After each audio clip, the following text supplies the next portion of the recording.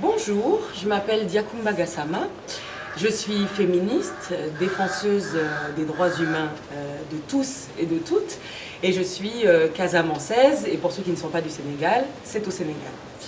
Je voudrais tout d'abord vraiment remercier Wati de m'avoir donné l'opportunité de pouvoir participer au débat par ce moyen.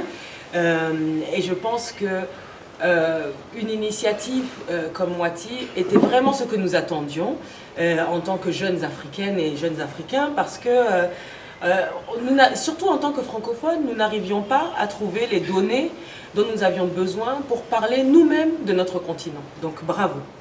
Je pense aussi que ces débats qui sont organisés sont très importants, parce que pour ceux d'entre nous qui évoluent à différents niveaux, que ce soit local, national, régional, international, on entend toujours parler de soi et de son pays, comme je dis. Et c'est assez intéressant de voir, d'entendre toutes les différentes voix qu'il y a sur les thématiques. Okay. Donc pour moi, je trouvais très important de participer à ce débat d'une manière ou d'une autre, parce que la santé de la reproduction est un thème pour nous ici en Afrique de l'Ouest et aussi au Sénégal, qui est clé, surtout quand on voit qu'en ce moment tout le monde parle de développement durable, des nouvelles technologies, comment on va faire pour faire avancer notre pays. Notre région et nos pays sont encore en train de se débattre avec des problématiques de vie ou de mort. Et donc pour moi, c'était très difficile quand j'ai vu tous les différents thèmes qu'il y avait dans le débat de choisir, parce que j'ai vu qu'il y a vraiment de bonnes contributions sur la problématique des mutilations génitales, qui sont vraiment une problématique qui m'est vraiment très chère. Mais j'ai quand même décidé d'opter pour l'autre thème, celui sur la dépénalisation de l'avortement. Et ça, c'est parce que je crois, vraiment dur comme fer, que nous, les femmes, nous sommes expertes de nos propres vies. Et que donc, il est très important que nous participions à ce genre de débat, que nous donnions notre opinion. Et ce qui me motive, et pour ce que je vais vous dire dans les minutes à venir, c'est que pour moi, je crois qu'il est très important que les femmes sénégalaises, africaines de l'Ouest, africaines et les femmes dans le monde aient la possibilité, comme tout être de la planète, de décider quoi faire de leur corps. Je pense que vous avez vu l'article de Aïssatou Ouattara, et comme on dit chez nous, elle a tout dit. Mais je trouve que, vu les commentaires que j'ai vus et le débat nourri, il est important peut-être de clarifier certaines idées que j'ai lues dans les commentaires, parce que je pense qu'il y a beaucoup de confusion et qu'il est important qu'en tant que jeunes gens, parce que je crois que c'est beaucoup de jeunes, nous arrivions à débattre en nous basant sur des faits. Donc j'ai pris mon ordinateur pour éviter d'oublier. Je pense que ce qui est très important comme une situation de départ, c'est qu'on soit tous d'accord sur le fait qu'aujourd'hui, en 2017, il y a un nombre incalculable de rapports, de recherches, qui ont été faits, que ce soit par nos pays, que ce soit par nos chercheurs dans nos universités, que ce soit par les Nations Unies, l'Union africaine, sur la santé de la reproduction. Ce n'est pas une thématique nouvelle. Et qu'est-ce que cette recherche nous dit?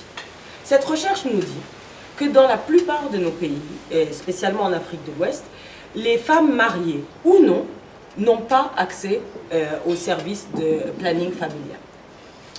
Les filles et les garçons, adolescents, jeunes gens, n'ont pas ou peu accès à une éducation intégrale à la sexualité. Et ça c'est vraiment un point important, toute la thématique de l'abstinence au sein de nos populations jeunes et non mariées, c'est un mythe. C'est vraiment un cruel mythe. Et dans un contexte de pays à majorité musulmane, je pense qu'il est important de rappeler qu'il y a beaucoup de penseurs et penseuses d'ailleurs musulmans qui aujourd'hui sont très accessibles. Je vous encourage à aller voir les sites internet qui publient ces auteurs musulmans, qui nous rappellent que dans l'islam, dès les origines, contrairement à d'autres religions, on reconnaît, c'est vrai dans le cadre du mariage, deux choses clés pour notre débat. Premièrement, que l'être humain est un être sexué et sexuel. Deuxièmement, que le désir sexuel figure parmi les sentiments les plus forts et les plus profonds de l'être humain. Et ça, c'est par rapport à tout ce que j'ai pu lire sur le fait que la solution avant l'avortement, c'est l'abstinence. Voilà. Je laisse ça pour le reste du cours.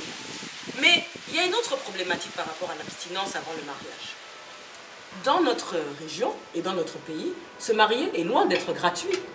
Et je ne vais pas vous rappeler que les populations jeunes et même moins jeunes ne vivent pas dans des conditions socio-économiques qui permettent de se marier quand on veut, comme on veut.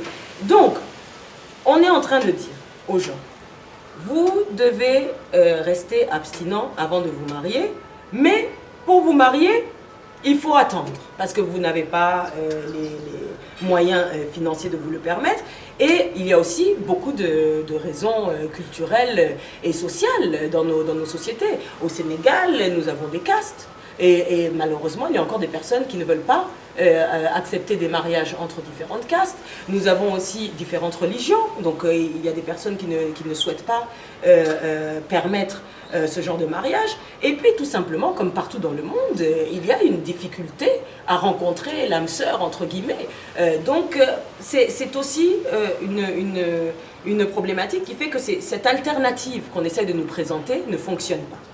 Alors vous allez me dire quelles sont donc les conséquences de toutes ces barrières que j'ai rappelées à l'accès à l'information. Donc on a les barrières à l'accès à l'information, à l'accès à la prévention des grossesses parce que le planning familial est limité et décrié par certains.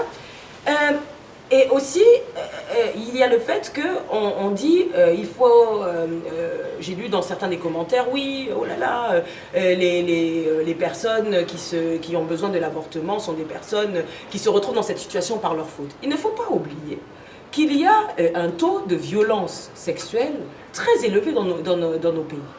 Nous, ici au Sénégal, on ne peut pas ouvrir le journal un seul jour, n'importe quel journal, sans lire petite fille violée par son oncle, les étudiantes agressées sexuellement, etc., etc., etc. Toutes les formes de violence sexuelle possibles et imaginables qui pourraient vous amener à vous trouver dans une situation de grossesse existent dans nos pays. Et donc dire à ces personnes-là, voilà, débrouillez-vous, ce n'est pas une solution. Parce que ce que je m'apprête à vous dire, c'est qu'en disant à toutes ces personnes que nous savons sexuellement actives ou victimes de violences sexuelles, qu'elles n'ont pas accès à la contraception, en leur disant débrouillez-vous, ce qu'on leur demande de faire, c'est ce qui se passe. On leur demande d'aller se faire avorter clandestinement. Et aujourd'hui, au Sénégal, et je vous donne des chiffres du ministère de la Santé du Sénégal, chaque jour, 5 femmes sénégalaises meurent des suites d'un avortement clandestin. C'est la première cause de mortalité maternelle ou de mortalité due à la grossesse dans notre région et en Afrique. Une femme sur 8, une des premières causes, une femme sur 8 meurt. Ensuite, si ce n'est pas un avortement clandestin, qu'est-ce qui se passe? On a cet enfant qu'on ne désire pas. Nous voyons une montée incroyable du taux d'infanticide. L'infanticide est la première cause d'incarcération, une des premières causes d'incarcération dans notre pays et dans la région pour les femmes. Et ensuite, il y a aussi l'abandon d'enfants qui fait que, évidemment, vous vous retrouvez avec des enfants à charge de l'État ou des communautés. Pour nous, je crois que ce qui est important de rappeler, c'est que le Sénégal, en particulier, est un des leaders régional, continental, international en matière de ratification et de signature de textes internationaux des droits humains. Le Sénégal a eu, en août 2015, à se faire rappeler à l'ordre par le Comité des Nations Unies sur l'élimination de toutes les formes de discrimination contre les femmes, qui a noté que pour que le Sénégal respecte pleinement ses engagements régionaux, nationaux, régionaux, sous-régionaux et internationaux, il fallait la dépénalisation de l'avortement. Pour la simple raison que le Sénégal a pris des engagements à l'Union africaine, aux Nations Unies, par rapport à la santé de tous, et surtout des femmes, et par rapport aux droits humains. Et donc, vous allez me dire, ça c'est une décision qui a été prise à New York, ils ne savent pas nos conditions. Un pays qui a subi la guerre, qui a subi Ebola, qui est beaucoup plus pauvre que nous. Vous pouvez regarder dans les index de développement. La Sierra Leone, notre pays frère et ami, a en 2015 adopté à l'unanimité de leur Assemblée nationale une loi légalisant l'avortement. Pourquoi? Parce que les autorités sierra-léonaises, la société civile sierra-léonaise, il n'y a pas eu de grandes manifestations des gens ou des leaders religieux qui disaient que ce serait la fin du monde. Parce que qu'ont voulu les Sierra-Léonais en faisant ce pacte social? Ils ont simplement voulu sauver la vie de leurs femmes et de leurs filles, sauver le futur de leur pays.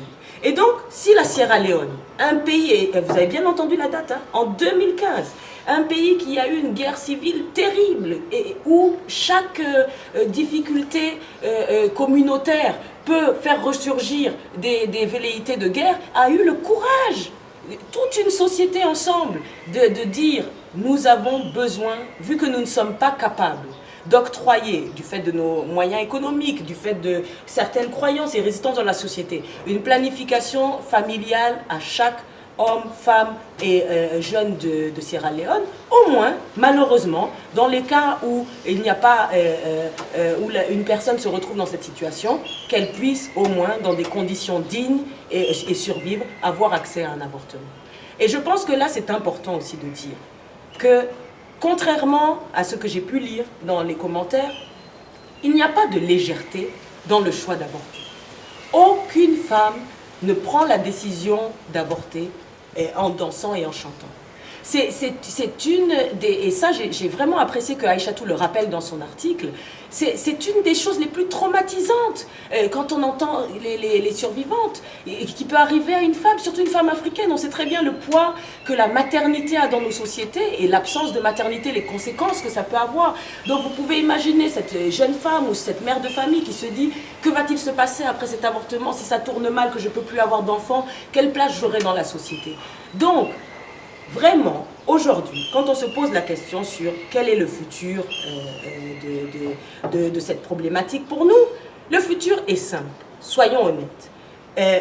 En tant qu'Africains, nous faisons partie de la Société des Nations, c'est vrai, mais nous avons aussi, comme n'importe quel continent ou région, nos spécificités.